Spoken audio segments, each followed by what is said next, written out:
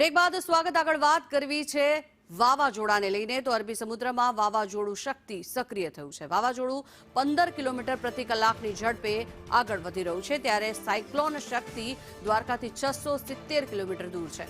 હાલ ઓમાનથી 360 કિલોમીટર દૂર છે આ વાવાઝોડું ત્યારે શક્તિ વાવાઝોડું આવતીકાલે ગુજરાત તરફ ફંટાઈ શકે છે। ગુજરાતના કાંઠે આવતા પહેલા વાવાઝોડું દરિયામાં જ નબળું પડશે ત્યારે વાવાઝોડા શક્તિથી રાજ્યમાં કોઈ જ ચિંતાના એંધાણ નથી। વાવાઝોડાની અસર 8 અને 9 ઓક્ટોબરે જોવા મળી શકે છે। જોકે વાવાઝોડાની અસરના કારણે થઈને કાંઠાના ભાગોમાં વરસાદની હવામાન વિભાગ દ્વારા આગાહી કરવામાં આવી છે। દક્ષિણ ગુજરાત અને સૌરાષ્ટ્રમાં ભારે વરસાદની આગાહી કરાઈ છે ત્યારે જામનગર, પોરબંદર, દ્વારકામાં પણ ભારે વરસાદની આગાહી કરવામાં આવી છે। સુરત, નવસારી અને વલસાડમાં પણ ભારે વરસાદની હવામાન વિભાગ દ્વારા આગાહી કરવામાં આવી છે।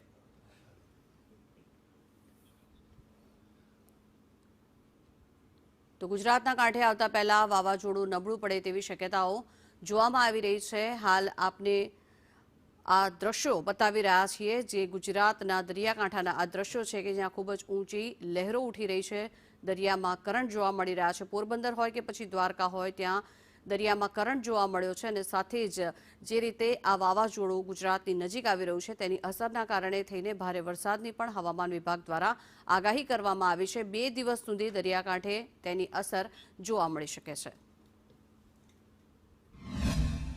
અરબી સમુદ્રની અંદર સાયક્લોન શક્તિ હાલ સક્રિય જોવા મળી રહ્યું છે। સિવિયર સાયક્લોનિક સ્ટોર્મ તે બની ગયું છે અને હાલ અરબી સમુદ્રની અંદર જ તે ભ્રમણ કરી રહ્યું છે। જોઈ શકાય છે કે આ જે સાયક્લોન છે કે જે હાલ અરબી સમુદ્રની અંદર ઓમાન તરફ હાલ સક્રિય જોવા મળી રહ્યું છે।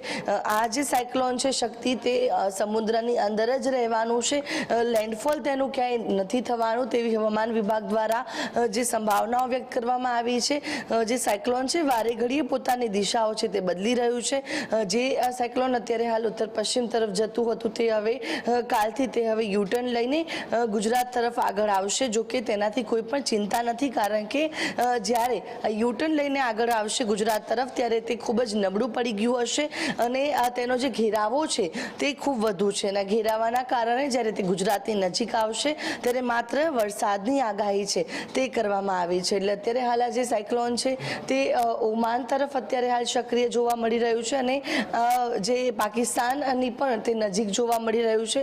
જો કે જ્યારે આવતીકાલથી તે યુટર્ન લેશે ત્યારે તે ગુજરાત તરફ આગળ આવશે અને તેમાં જામનગર, દ્વારકા, વેરાવળ, સુરત જે સહિતના જેટલા પણ દક્ષિણ ગુજરાત અને સૌરાષ્ટ્રના દરિયાકાંઠા વિસ્તારો છે ત્યાં વરસાદની આગાહી કરવામાં આવી છે। જેમાં જામનગર, પોરબંદર, વેરાવળ અને જે ભાવનગર સહિતના જેટલા જિલ્લાઓ છે ત્યાં ભારે વરસાદ પડી શકે છે। સુરત, વલસાડ, નવસારી, તાપી, ડાંગ, દમણ, દાદરા નગર હવેલીની અંદર પણ ભારે વરસાદ પડી શકે છે। એટલે કે હાલ આ જે સાયક્લોન છે તે હવે ધીરે ધીરે વીક બની જશે અને ત્યારબાદ તે જ્યારે યુટર્ન લઈને આગળ આવશે ત્યારે તેની ગતિ પણ ધીમી થઈ જશે। હાલ તે 15 કિલોમીટર પ્રતિ કલાકની ઝડપે આગળ વધી રહ્યું છે અને પરિભ્રમણ કરી રહ્યું છે। જો કે આ સાયક્લોન અરબી સમુદ્રની અંદર જ રહેવાનું છે અને તેની નહિવત અસર ક્યાંય જોવા મળશે માત્ર વરસાદની આગાહી કરવામાં આવી રહી છે। ત્યારે ગુજરાતમાં આવતીકાલથી જ્યારે સાયક્લોન યુટર્ન લેશે ત્યારે 8 અને 9 ઓક્ટોબરના રોજ ભારે વરસાદની કેટલાક જિલ્લાઓમાં